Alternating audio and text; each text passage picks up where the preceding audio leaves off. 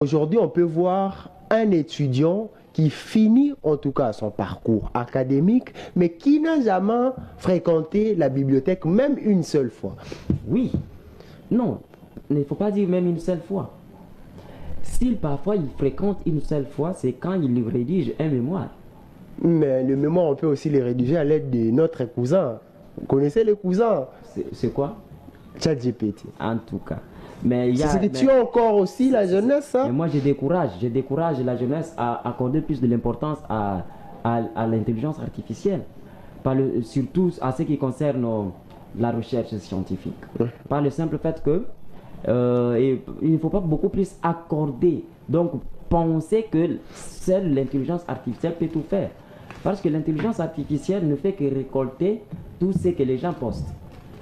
Alors, il y a aussi certains étudiants qui, depuis qu'ils ont commencé à étudier, ils n'ont jamais écrit même un petit article. Quoi avec Séraphin Mikobi? Alors que, il y a des fois, laissez-moi aussi en parler, hein, vous aviez aussi été un candidat malheureux aux élections de la délégation facultaire de lettres à l'université de Kinshasa, j'en parle.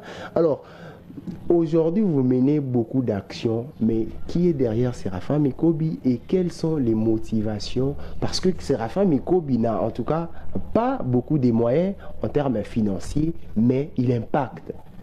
Oui, vous savez, pour impacter, il ne suffit pas d'avoir beaucoup de moyens.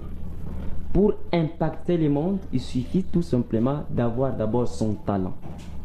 À partir de son talent, on l'oriente, on va impacter le monde même si on n'a pas de moyens.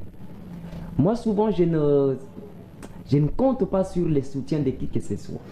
Parce que vous serez déçu de compter sur le soutien de quelqu'un alors il ne vous soutient pas.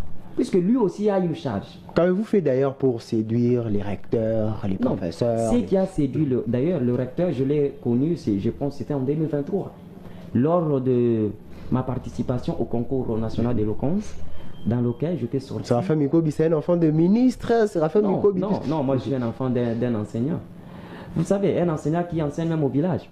Comme tout étudiant, je suis allé présenter la médaille au recteur. C'est par là que notre relation a commencé. Après, il y a eu élection, j'ai postulé, j'ai échoué et j'ai appris que le chèque fait partie de la vie. Le problème qui est là est que quand j'avais échoué, ça m'a fortifié. Donc, on ne gagne jamais, soit on gagne, soit on apprend. C'est ce que je voulais dire. On ne perd jamais. Soit on gagne, soit on apprend. Puisque l'échec, c'est tout un apprentissage.